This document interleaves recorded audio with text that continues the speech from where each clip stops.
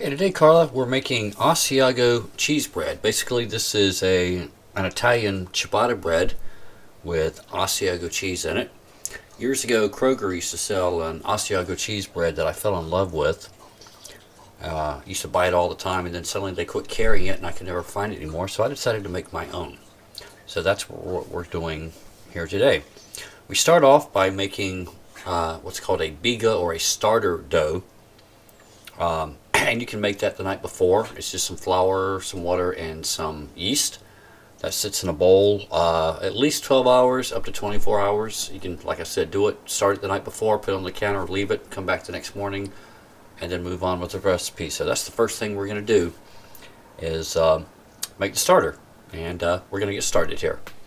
So the ingredients we need to start making our Asiago cheese bread are obviously Asiago cheese. This is an 8-ounce wedge. It's going to get shredded up.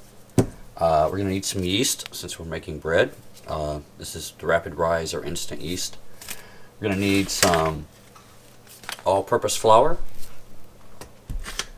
We're going to need some whole wheat flour,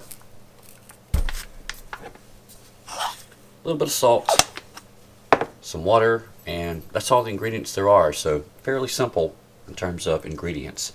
First thing we're going to do is make basically the starter that's going to sit for a few hours, and then we'll come back and finish up the rest of the ingredients. To begin the starter, we're going to use 1.5 cups of the all-purpose flour.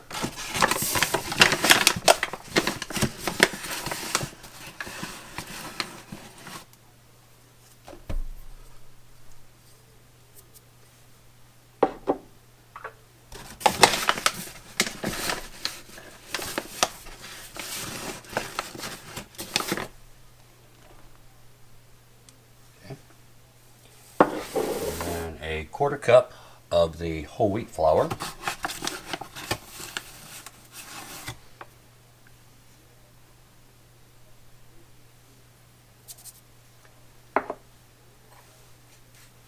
need 1/8 of a teaspoon of the yeast. This might be a little bit more than 8, but that'll be okay. We'll come back and use the rest of this later.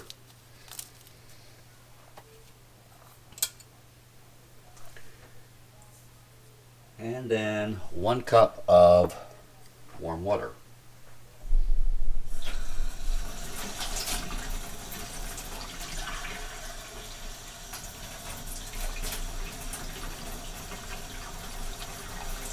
Just pour that in there.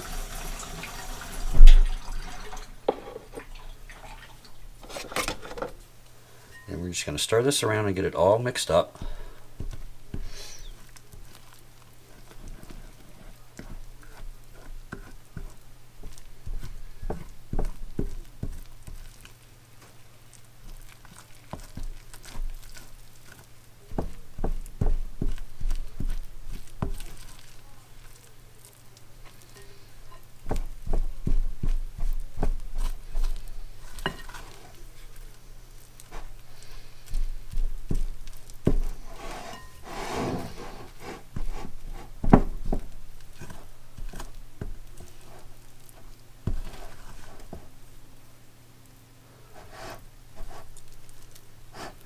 Good right there.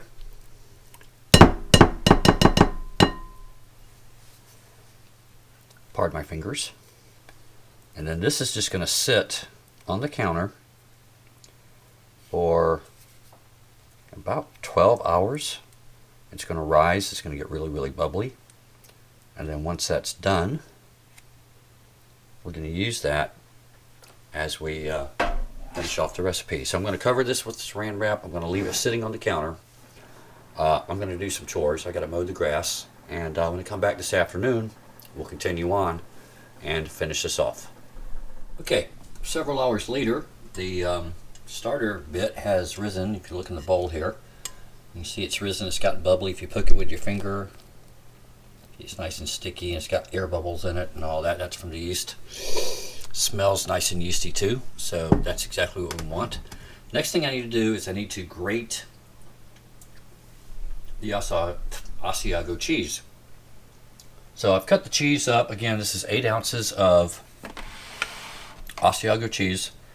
cut them up into bit-sized pieces so they're manageable. They'll fit through the feed tube. I'm going to grate this up. The original recipe called for the cheese to be cut into cubes, so you'd have big chunks of cheese in your bread, but the bread that I fell in love with wasn't like that. The cheese was incorporated evenly throughout the bread. So I'm going to grate the cheese and then add that to the mixture.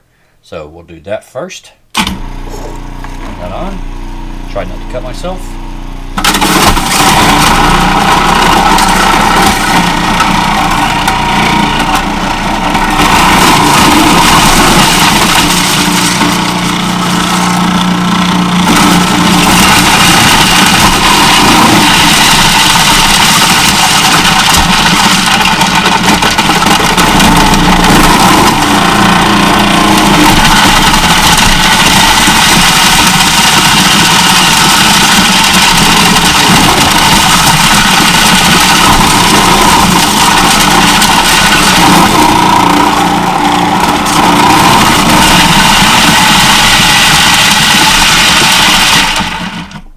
Okay, all nicely grated. So that's going to be added into the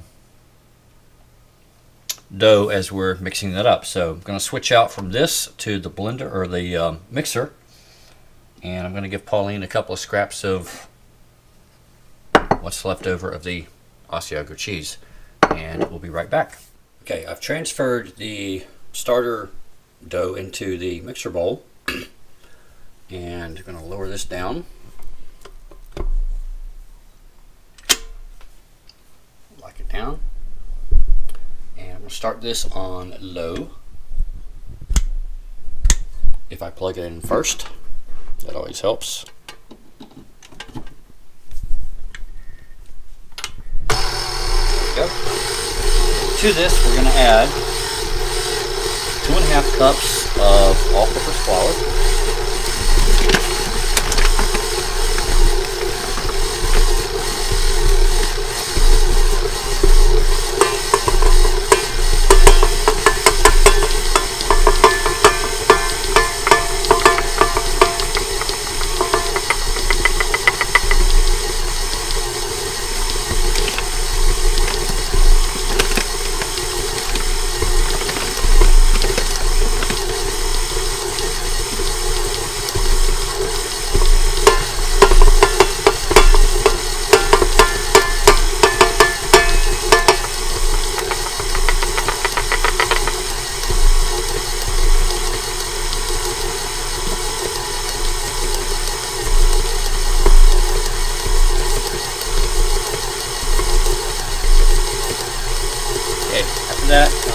1/2 cup of hot water.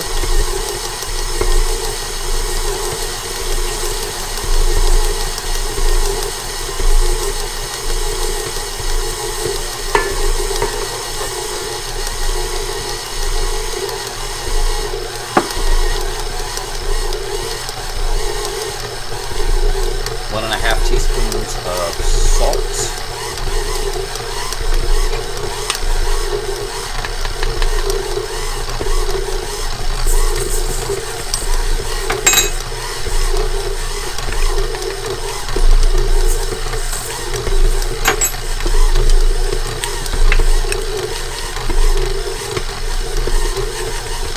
Of the instant yeast, using the same packet I started out with early this morning.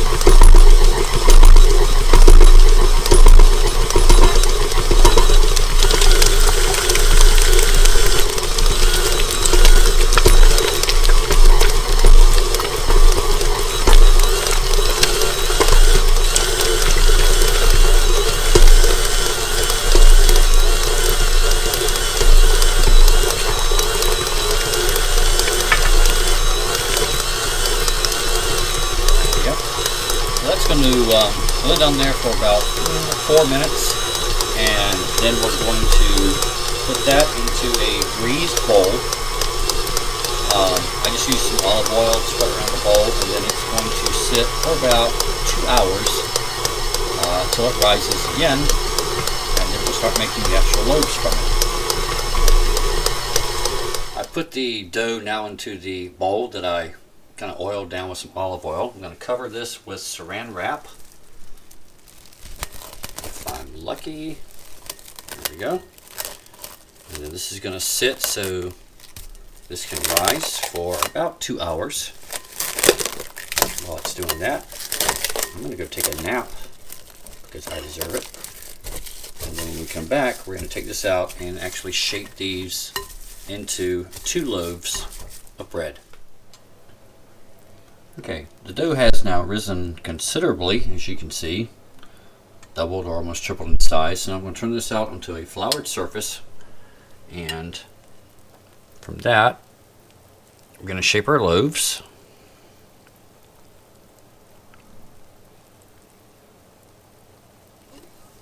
Nice and bubbly there.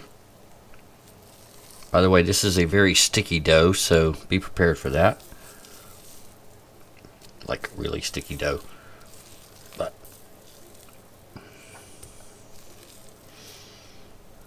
okay, so there we go. Put some water in there. Now I need to make 2 loaves out of this. My hands in some flour there.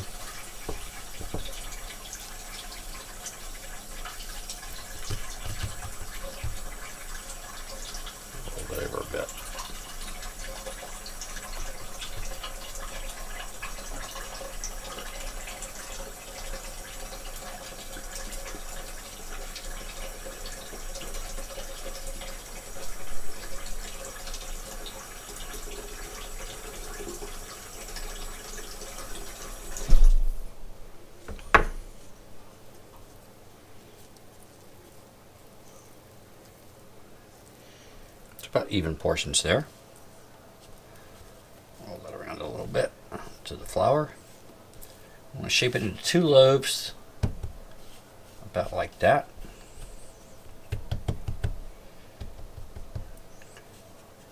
And the fun part's going to be getting it into the pan over here.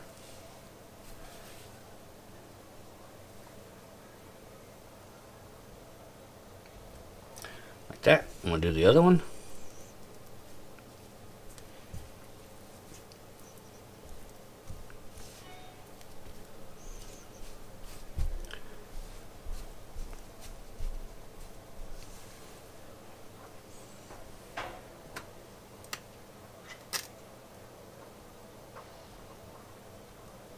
Okay. So, pardon my floury hands. These are now going to just sit there on the pan. They're going to rise for another 45 minutes, and then they're going to go into the oven. So you're just going to sit here. I'm going to cover them with a tea towel. Move the camera around like that. 45 minutes, and then into 450-degree oven, and then we'll cook them, and then we'll take them out and we will eat. Okay, these are now out of the oven and onto a wire rack. Let them cool for about 20 minutes, and then we can start slicing and eating. Okay, let's cool off for about 20 minutes on the wire rack. So now it's good to cut into and see what we got inside. I'll take my bread knife here and slice into this.